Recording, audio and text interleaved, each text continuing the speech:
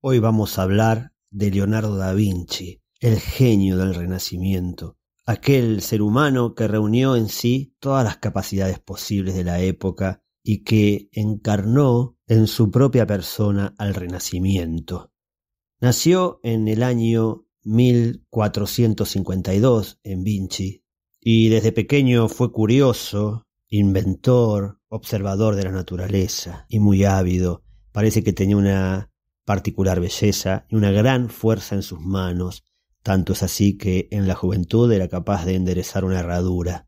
A los 14 años entró en el taller de Verrocchio y poco tiempo después se transformó en maestro pintor. Pero no fue lo único que hizo, fue también ingeniero, inventor, músico, astrónomo, físico, mecánico y muchas otras cosas más. No había nada en la naturaleza que no le llamara la atención y no había nada que no quisiera investigar. La disección de cadáveres lo llevaron a la perfección del estudio de la anatomía y durante muchos siglos después sus dibujos se siguieron utilizando para enseñar esa disciplina. Leonardo era un pensador matemático. Él llevaba las matemáticas al arte. A partir del descubrimiento del escrito de Vitruvio, aquel romano que describió las distancias y las proporciones en el cuerpo humano, él empezó a trasladar aquella matemática que se expresa en el cuerpo humano a la pintura.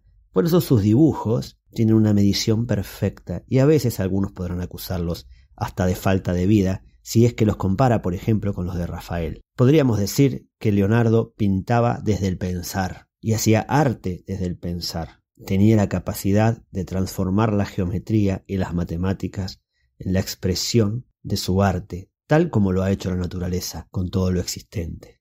Estuvo al servicio de duques, de condes y de reyes. Fue financiado por ellos para poder desarrollar su talento. Ideó máquinas de guerra, el antecesor de la escopeta, la primera letrina, el antecesor del inodoro, las máquinas para volar. Ideó sus propias pinturas cada vez que pintaba. En fin, era un gran creador de aquella época que llamamos Renacimiento, que en realidad se llama así porque luego de la caída del Imperio Romano de Oriente, recordemos que el Imperio Romano se divide en dos y el primer Imperio Romano cae al principio de la Edad Media y a partir de allí comienza esta edad, y el segundo hacia el final de la Edad Media y marca el comienzo de la modernidad.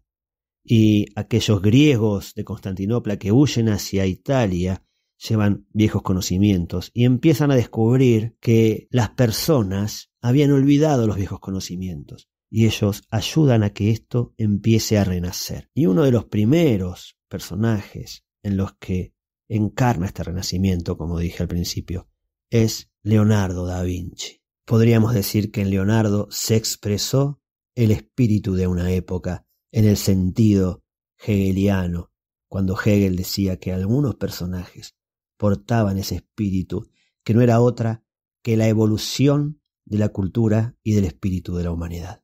Me despido con una frase de este extraordinario ser humano que habitó nuestra tierra y que no hizo otra cosa que observar para aprender. Y en esta observación, él, que fundó básicamente una fenomenología, nos dejó la siguiente frase: aunque la naturaleza comienza con la razón y termina en la experiencia, es necesario que hagamos lo contrario, es decir, comenzar con la experiencia y, a partir de ahí, investigamos la razón.